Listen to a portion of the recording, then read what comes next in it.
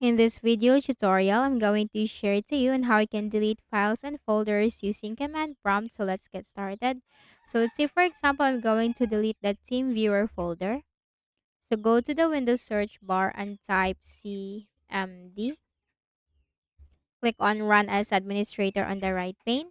Now here simply type for the drive as to where the folder is located. So mine is Windows C drive. So simply type C colon, hit enter. And then we need to simply type cd space and then the path. Okay, so we need to copy the path from here and then paste it, hit enter. Then we need to simply type rmdir space /s and then space and then the name of the folder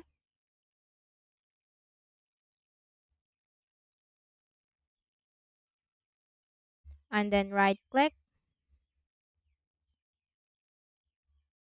hit enter. Are you sure? So type y, hit enter. And now the TeamViewer folder has been deleted. Okay, so that's it, as easy as that. So I hope this video helped you. Kindly please do not forget to hit the like button and subscribe to this YouTube channel for more tutorials like this. Thank you for watching.